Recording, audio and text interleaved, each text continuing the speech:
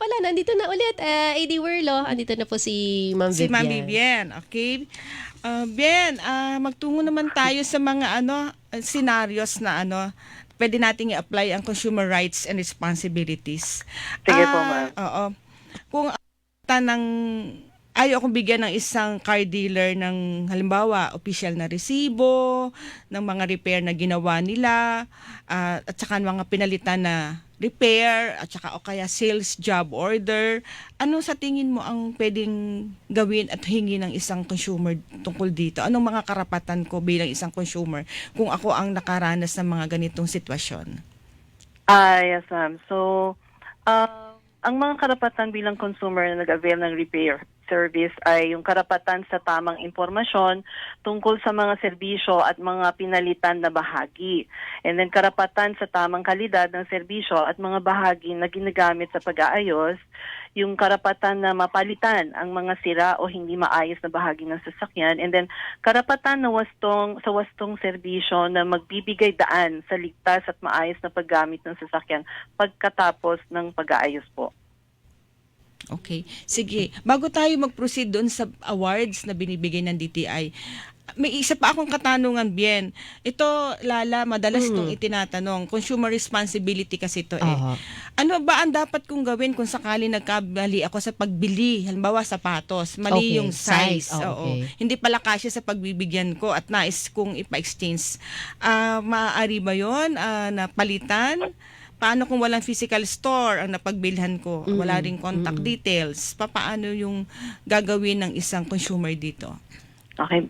Ma'am, kapag nagkamali po tayo sa pagbili ng produkto tulad ng sapatos at hindi ito sira o defective, maaari naman pong humiling na mapalitan ito, ngunit ito ay depende po sa patakaran ng tindahan.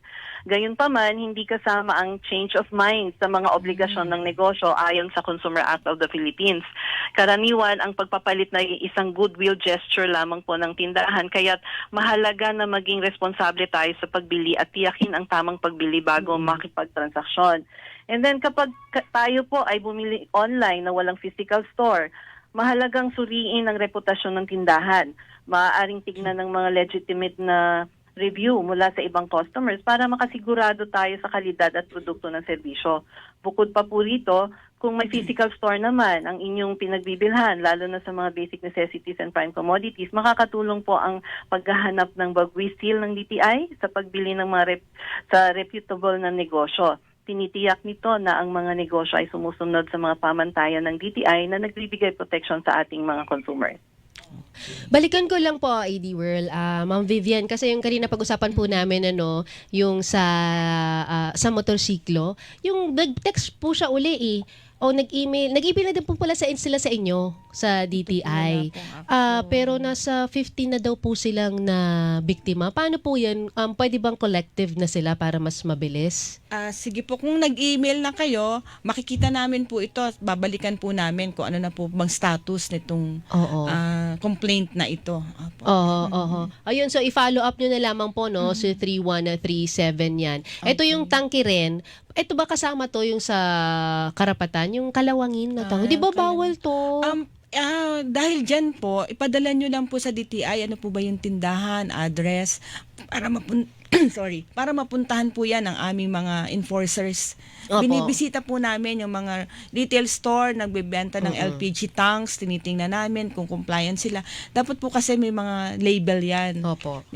May PS marks. Opo. Yung dapat compliant. Under po yan ng mandatory certification scheme yung LPG tank. So, alam ko bawal na yan eh. Na Opo. merong mga Titingnan nga rin po nila kung pininturahan lang pero makalawang pala sa loob. dapat may PS marking po talaga yan. Yung PS marking. Doon din po tayo sa lehitimo bumili. Okay. Ma'am Vivian, gusto ko lang po itanong, ito na napag-usapan yung sa mga stores talaga, whether online o Physical hindi, po. o physical store. Ito meron tayong nag-text agad.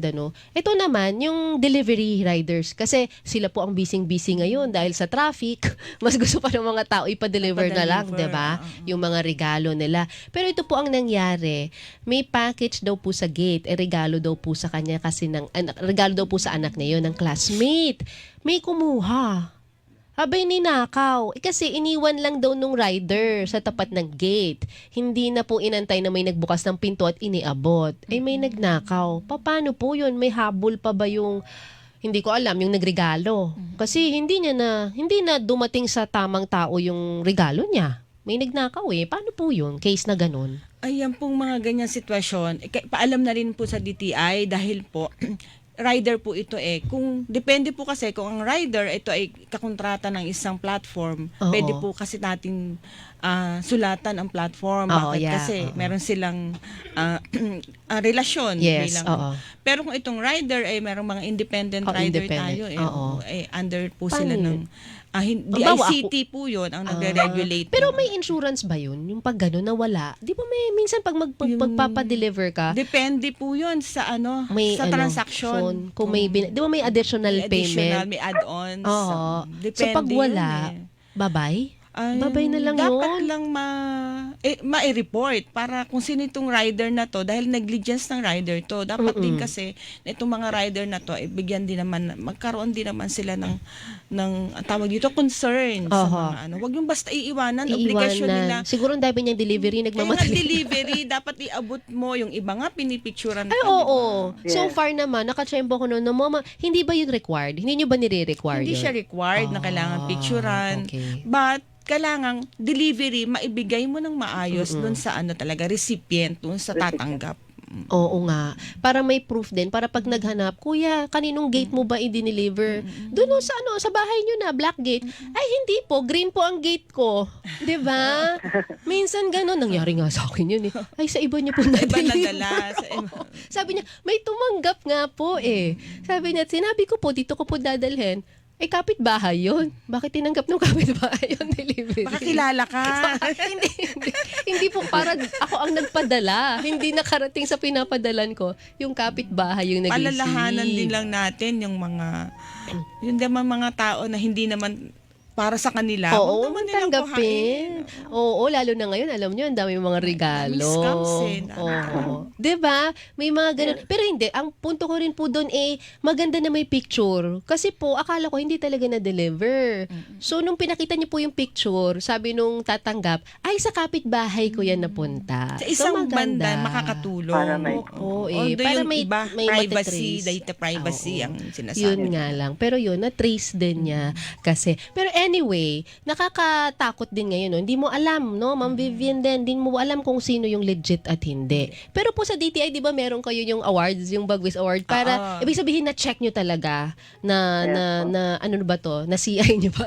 Ano ba yung Bagwis Awards na ito? Ano yung Bagwis Awards at ano yung parang criteria niyan para pumasok ang isang retailer o negosyante? Saka anong kahalagahan nito sa isang Yes. consumer? Yes po.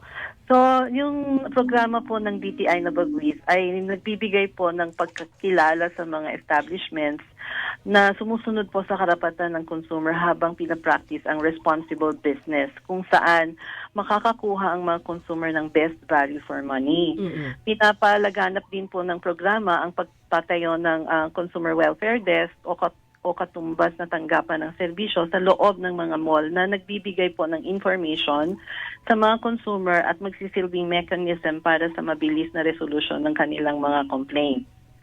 Then, sa panahon po ng holiday season, mahalaga ang Bagwis program dahil ito po ay nagbibigay kumpiyansa sa mga consumer na makahanap ng mga mapagkakatiwalaang tindahan na nagbibigay po ng maayos na produkto at serbisyo.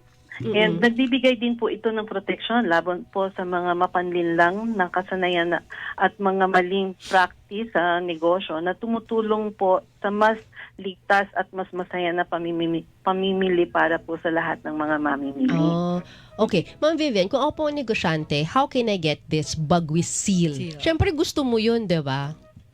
Opo. So, ang Bagwis Seal po ay ina-apply po ito ng establishment and kailangan po ang establishment ay nakikilala bilang mapagkakatiwalaan, nagdudulot at ng mas mataas na kumpiyansa mula sa mga mamimili. So kailangan po they apply to the program. And ito po kasing programa natin, meron po tayong tatlong antas. Ito po yung bronze, silver, and gold. Ang bawat level ay nangangailangan po ng pagkakaroon ng mataas na pamantayan sa consumer laws, mahusay na serbisyo sa customer, maayos na operasyon sa tindahan, at ipinapakita po ang social responsibility. So as mentioned, sorry po. Go ahead As mentioned po kanina, sabi ko meron tayong antas, meron po tayong bronze. Ito po yung pagkakaroon po ng compliance sa fair trade laws, tapos meron po silang consumer welfare desk. And then ang silver naman po, ito po yung pagsunod sa mga kinakailangan ng bronze, plus meron po silang social responsibility. And then for the gold, yung last po, ito po yung pagsunod sa mga kinakailangan ng silver, plus ilan pong elemento ng ISO 9001 ay dapat po sila ay naka-align. Oh, okay. So, paano? So, they apply. Hindi po randomly pinipili nyo siya o dapat may mag-nominate? Pwede pong i-nominate, pwede din pong mag-apply.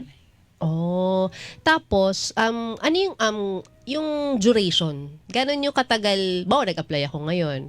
Bawa, bago pa lang ako negosyante, 3 buwan. Feeling ko, kaya ko tong i-comply, 'di ba? Pasok ako dito para makakuha ng Bagwis Seal. Sapat na ba 'yon para makakuha ko man ng bronze man lang? So meron ba kayong time frame? Ano pa ba yung iba o meron kayong random check pa for how many months para masabi na okay, worthy ka sa Bagwis Seal?